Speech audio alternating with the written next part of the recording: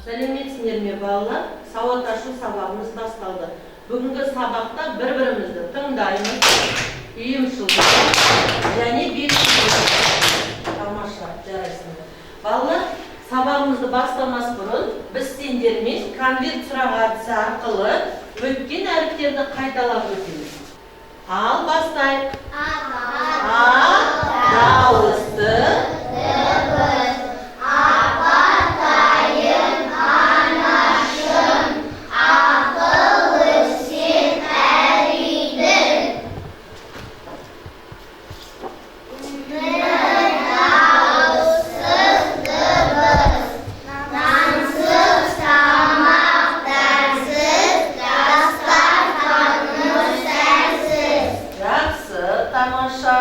келесі.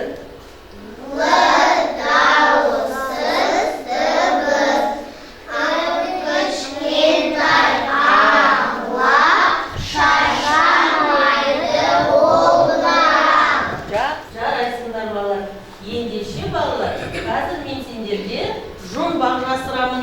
Сендер маған жұмбақтың шешу жауабын тауып айтасыңдар. Келістік па? Я. Жақсы, олай болса мұқият тыңдаймыз. Үсті толған түрпі, оның аты қане ойланайық балалар? Қане жоқ? Кірпі. Тамаша. Жаңбыр жауар себелеп, гүлге қонар. Еркежан? Жаңбыр жауар себелеп, гүлге қонар. Нұрым? Көбелек. Тамаша, жарайсың. Өзі айлакер, өзі бір қу, жүрген жері айқайда шу. Ақжол? Түлкі. Тамаша, жарайсың. К дыбысы, я? К дыбыс. Ендеше бүгінгі сабақта біз сендермен К әріпімен танысамыз. Ал ендеше олай болса балалар тақтаға назар аударайық.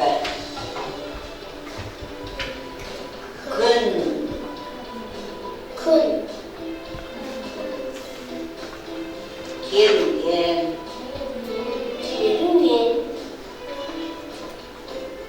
Көпір. Кеме.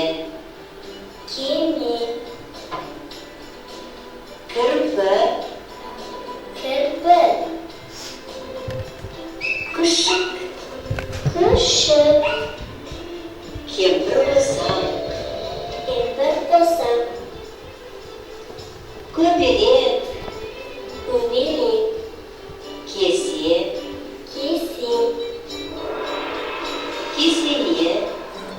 Кесене. Кілт. К әріпі.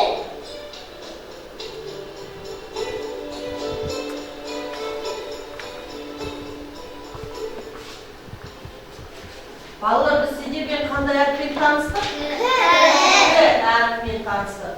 К әріпі. Балалар, мұна К әріпіне қараңдар.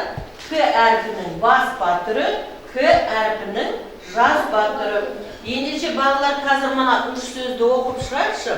Бірінші сөзді оқиды маған Ангелина оқи ғой. Бірінші сөзді оқимыз, буынға бөлеміз да дыбыстық талдау жасап шығамыз.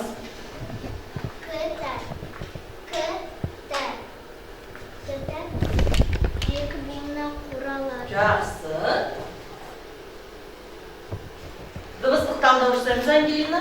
К дауыссыз дыбыс, дауысты дыбыс, Т дауыссыз дыбыс, А дауысты дыбыс, П дауыссыз дыбыс. Жақсы, жарайсың, тамаша. Келесі екінші сөзді оқиды, Ильяс. Көбелек. Көбелек үш буыннан құралады.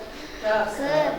К дауыссыз, В дауысты, Б дауыссыз, Е дауысты, Л дауыссыз, Е дауысты, К дауыссыз. Түлкі. Жақсы. Түлкі екі буыннан құралады. Жақсы, жарайсың. Т дауыссыз, Ö дауысты, Л дауыссыз, К дауыссыз, Э дауысты. Тамаша бал. Ендеше балалар, мына сөздерге назар аударайықшы. Осы сөздерде К дыбысының орнын анықтайықшы балалар. Көрдіңдер ма? Кітап деген сөзде К сөздің басында, көбелек деген сөздің басында және сөздің соңында, түлкі деген сөзде сөздің ортасында кездеседі екен. Ендеше К дыбысы сөздің басында, сөздің ортасында және сөздің соңында кездеседі екен. Есімізге сақтап аламыз, е?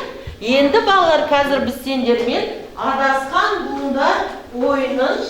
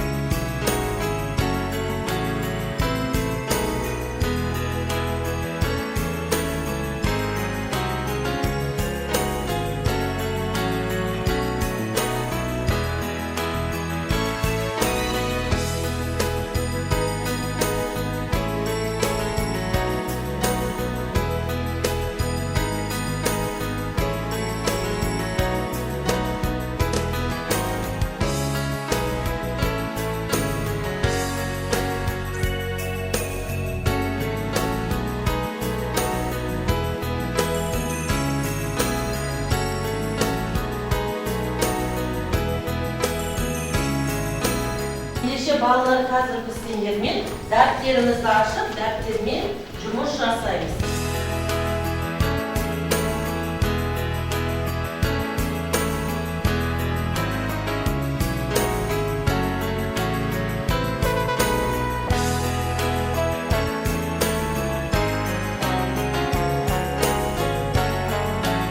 Балалар, дәптерімізбен жұмыс жасап болсақ, қазір біз сендермен кім зерек ойынын ойнаймыз. Кітап, кереге, кеме, кіші, ешкі, мысық, күші, мектеп, ағаш. Бүгін біз сабақта қандай әріппен таныстық?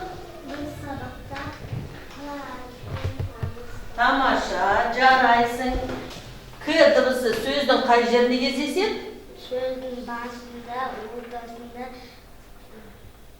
Сөздің соңында.